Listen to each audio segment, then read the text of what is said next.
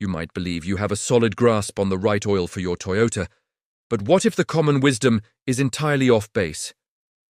Toyota's official lubricants frequently feature viscosity ratings that spark serious debate. In this breakdown, we'll dive into the actual engineering principles at play, stack them up against standard practices in the industry, and ultimately determine if this atypical formula is truly optimal for safeguarding your motor, or if it might be quietly accelerating wear and tear. Point 12. The underground buzz that's got everyone talking. Toyota drivers are in a panic all over online communities. It all kicked off with a simple trio of digits, 0W8. This lubricant is so fluid that veteran technicians with decades under their belts are labeling it as mere liquid and outright declining to install it in clients' vehicles. Let's unpack the facts. Back in 2023, Toyota began pushing for oil grades thinner than any previously encountered in car maintenance records. This isn't a minor tweak. Older powertrains relied on staples like 5W30 or 10W30. Toyota then shifted to 0W20, and now they're insisting on 0W8. Certain service centers are even billing $150 for one routine change due to this stuff being as scarce as precious metals. But the real twist? Toyota applies wildly varying oil specs for identical engines depending on the region. In Australia, Corollas with matching internals are cleared for 15W40, which is several times denser. The math just doesn't align, and Toyota isn't forthcoming with US buyers about the true motivations behind these bizarre directives. Point 11. The wallet-draining horror at $20 a quart. Time to address the financial side, as this shift to ultra-low viscosity is poised to empty your pockets quicker than a leaking sump. Toyota is authentic 0W8 can set you back $8 to $20 per quart based on the outlet, and few independent garages keep it in inventory. Stack that against everyday 5W30 available at big box stores for around $4 per quart, and you're facing a markup exceeding 400% for standard upkeep. The outrage escalates here. A standard refill takes about 5 quarts, meaning you're dropping $100 on fluid alone, excluding any fees for the work. One owner of a Toyota Crown shared a story of forking over $150 at the dealer for just one service. On the flip side, third-party options such as Mobil 10W8 might go for roughly $28 for a 5-quart jug at discount retailers, yet most neighborhood parts suppliers don't stock it at all. The shortage is so acute that some dealers resort to 0W16 as a substitute, since bulk 0W8 procurement is nearly impossible. This forces consumers into overpaying for a product that's practically unobtainable off the rack. It's less about innovative design and more about a logistical fiasco that's hitting drivers hard. Point 10. The snare of regulatory mandates. Now we're uncovering the genuine culprit behind your oil morphing into pricey, diluted slop. And it has zero connection to engine longevity. Enter CAFE regulations, short for Corporate Average Fuel Economy, which compel car makers to wring out every possible increment of efficiency or risk enormous government sanctions. The system operates like this. Manufacturers must achieve precise mileage benchmarks from agencies like the EPA and NHTSA, or they incur fines that can balloon into hundreds of millions. Toyota found that transitioning from 0W16 to 0W8 yields a paltry 0.8% boost in gas mileage, barely noticeable as under 1 extra mile per gallon for typical models. However, scaled across the vast fleet of vehicles they sell annually, that sliver accumulates into substantial compliance credits, shielding Toyota from penalties. Japan's stringent drive toward lower carbon outputs is even stricter, explaining why these featherweight oils originated there before being imposed on the American market. Essentially, your power plant is being compromised to satisfy bureaucratic quotas, prioritizing environmental checkboxes over mechanical robustness in everyday driving scenarios. Point 9. The illusion of protective layering. Toyota's promotional claims turn perilously deceptive here, insisting that 0W8 is secure thanks to contemporary engines' precise machining. But that's a partial narrative at best. Time to reveal the underlying mechanics. Critical components like bearings demand a certain oil film depth to avert direct metal friction that leads to rapid deterioration. Conventional, denser oils achieve this barrier via inherent thickness, acting as a buffer amid dynamic elements. Yet, DW8 flows so freely when hot, clocking in at merely 5 centistokes at 100 degrees C versus 8.2 for 0W20, that it falls short in building sufficient separation through flow resistance alone. Toyota's workaround: infusing advanced synthetic enhancers, such as film-building agents and calcium borate cleansers, which synthetically amplify the cushion without ramping up the base thickness. The catch, though, is these boosters wear out progressively, particularly if service schedules are extended beyond recommendations. When the chemistry falters, the remaining base fluid dips below even the factory's baseline safeguards. Notably absent from Toyota's disclosures is comprehensive longevity testing on what transpires at extended mileages like 8,000 or 10,000 between changes. This introduces an element of risk with each maintenance cycle, as users bet on unproven durability and real-world abuse. Point 8. The covert arsenal of molybdenum compounds. Toyota's design team didn't overlook the challenges. They recognized that 0W8 couldn't stand on its own merits for defense. Thus, they engineered a sophisticated chemical defense mechanism that escapes notice for most vehicle operators. The key player is molybdenum dithiocarbamate, or MODTC, a specialized additive that minimizes drag at the atomic scale. Its operation is fascinating. Under intense contact where surfaces might grind, MODTC deposits a shielding film that curbs resistance even if the primary oil layer thins out. Toyota amplified this by incorporating a calcium borate cleanser that heightens MODTC's efficacy by as much as 30%, creating a potent blend tailored for these slim profiles. This formulation is what enables 0W8 to meet the JASO GLV1 benchmark, standing as the primary validation for such lightweight lubricants. In contrast, US-based API classifications lack a dedicated slot for 0W8, leaving consumers as unwitting participants in field trials under varied conditions. The overlooked concern is the stability of this intricate mix when exposed to pollutants from direct fuel injection or extreme heat buildup. While these premium elements may sustain performance short-term, their resilience over prolonged exposure remains an open question, potentially compromising protection as contaminants accumulate. Point 7. The fallacy of narrowed gaps. Toyota persistently asserts that today's motors feature refined tolerances necessitating these ultra-fluid oils, yet expert rebuilders are dismissing this as pure hype. Let's examine the internals closely. Clearances in Toyota bearings remain largely consistent across generations, with rod bearings typically at 0.0019 to 0.0022 inches and mains at 0.0025 to 0.0035 inches.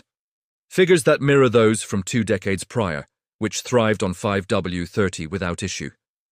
If dimensions haven't evolved dramatically, why the abrupt pivot to lubricants with drastically reduced density?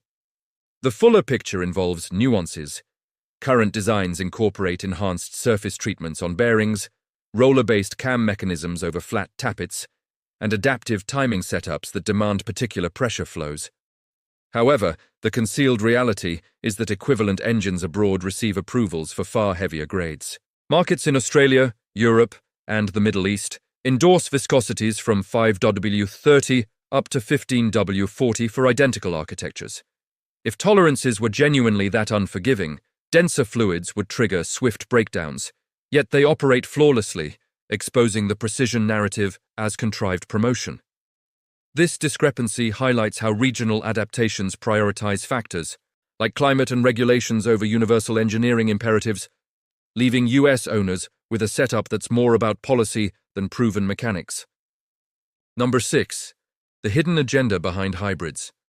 Let's peel back the layers on why Toyota pushes 0W8 so aggressively in hybrid models, and you'll see their true focus isn't always on engine durability. Hybrids work in a unique way. The gasoline engine frequently turns off completely when the vehicle stops, then restarts abruptly, often dozens or even hundreds of times during a single drive. This pattern creates what experts call boundary lubrication scenarios, where the oil film disappears during shutdown and has to reform instantly when the engine fires back up. Toyota promotes the idea that ultra-thin 0W8 oil circulates more quickly during these cold restarts, minimizing initial wear in those vulnerable moments. That claim holds some technical validity. However, the full picture is far more complex. The same low viscosity that helps with quick flow also leads to reduced oil pressure once the engine reaches full operating temperature. Many experienced technicians argue this drop in pressure can accelerate long-term damage during demanding situations such as sustained highway speeds or when pulling a trailer. The deeper motivation here isn't purely about safeguarding the motor, it's about slashing internal friction inside the combustion engine. Less drag means the gas engine works more efficiently, directly boosting the official EPA fuel economy figures. Those improved numbers let Toyota market hybrids as greener, sell more units, and rack up valuable regulatory credits. In essence, your engine's long-term health takes a back seat to regulatory wins and sales advantages. Number 5. The Australian proof that exposes the double standard. This is the clearest evidence that Toyota applies different rules depending on where you live, and the difference is stark. Consider the 2023 Corolla, equipped with the 2.0-litre M20A FKS engine. In the US market, Toyota insists on 0W8 oil exclusively and explicitly cautions that any thicker grade could harm the engine. Now compare that to the identical engine sold in Australia. Same block, same bearings, same internal components. The Australian owner's manual lists multiple acceptable viscosities: 0W16, 5W20, 5W30, 10W30, and even 15W40, with choices based on local climate conditions. That's not an oversight. Toyota officially permits oils up to 3 times thicker than what they mandate in America. The only logical reason for this gap is the far stricter US fuel economy regulations compared to Australia's more lenient requirements. Toyota limits American drivers to the thinnest possible oil to help meet EPA targets, while Australian owners enjoy practical options that suit real-world driving. Identical hardware, yet wildly different recommendations driven entirely by regulatory pressure. This discrepancy removes any doubt. The 0W8 mandate has nothing to do with protecting the engine, and everything to do with passing government benchmarks. Owners in the US are not getting the complete story. Number 4. The risky gamble of extended oil change intervals. Toyota's official service guidelines are setting owners up for potential trouble, and most people overlook the dangers until it's too late. Vehicles that call for 0W8 often come with factory-recommended intervals stretching to 10,000 miles, which seems appealing for convenience. The reality, however, is far more concerning. These ultra-low viscosity oils depend heavily on specialized chemical additives to create and maintain an adequate protective film against metal-to-metal contact. Those additives break down gradually from heat, contaminants, and mileage. Adding to the problem is the prevalence of direct injection technology in these engines, which allows gasoline to slip past the piston rings and mix directly into the crankcase. When fuel dilutes an already thin oil, the viscosity plummets even more dramatically. Independent lab analyses from owners sticking to the full 10,000-mile interval frequently reveal elevated wear metals and significant fuel contamination, particularly in vehicles used mostly for short trips where the engine rarely reaches full operating temperature.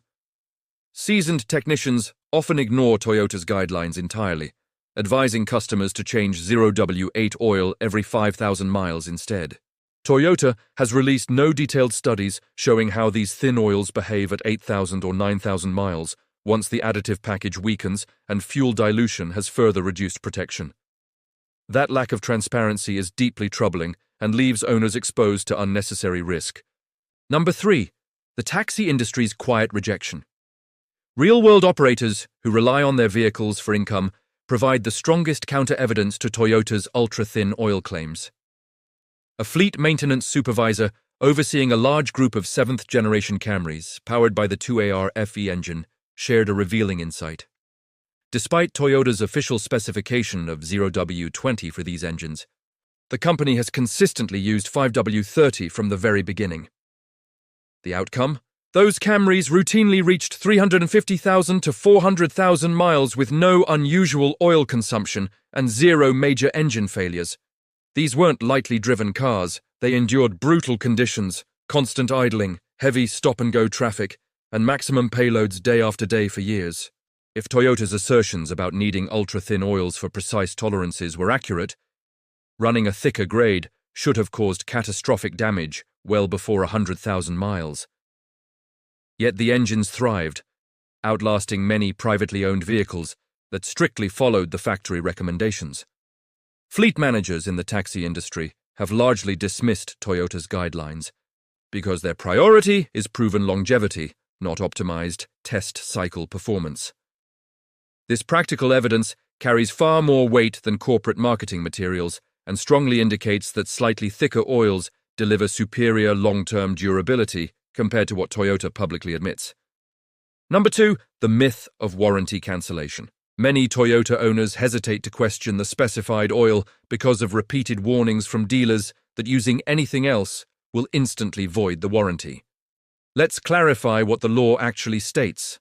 The Magnuson-Moss Warranty Act protects consumers by prohibiting manufacturers from denying warranty coverage simply for using non-factory products, unless the manufacturer can prove that the alternative directly caused the failure in question. In practical terms, if you opt for 0W16 instead of 0W8, or even 0W20 in some applications, Toyota would have to legally demonstrate that the marginally thicker oil was the specific cause of any engine issue. That is an extremely difficult standard to meet in court.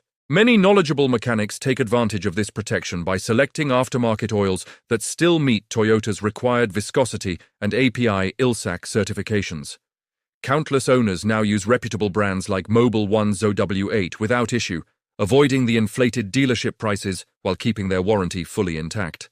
The constant threat of warranty denial is largely a scare tactic designed to funnel more business to the dealer service department. As long as the oil complies with the necessary specifications, you remain legally covered.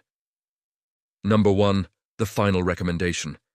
After dissecting all the evidence and inconsistencies, here's the straightforward assessment of whether you should follow Toyota's ultra-low viscosity recommendations. If you're leasing your vehicle or intend to trade it in before reaching 150,000 miles, sticking with the factory-specified 0W8 or 0W16 is generally safe. These engines are engineered to last through the warranty period on these thin oils, and you'll benefit from slightly improved fuel efficiency. Follow the maintenance schedule diligently, never skip changes, and choose oils certified to the JASO GLV1 standard, whether Toyota's own product or a trusted aftermarket equivalent. However, if you plan to keep your Toyota well beyond 200,000 miles or expose it to harsh conditions such as towing, mountainous terrain, or extreme weather, a more cautious approach makes sense.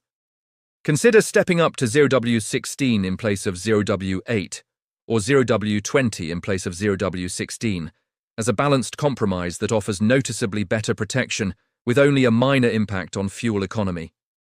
Shorten your oil change intervals to no more than 5,000 miles, especially if your driving involves frequent short trips where the engine doesn't fully warm up.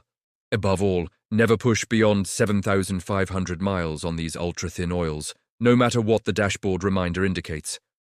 The Australian approvals and taxi fleet results clearly show these engines can tolerate thicker oils without issue, but you must weigh that against potential warranty considerations.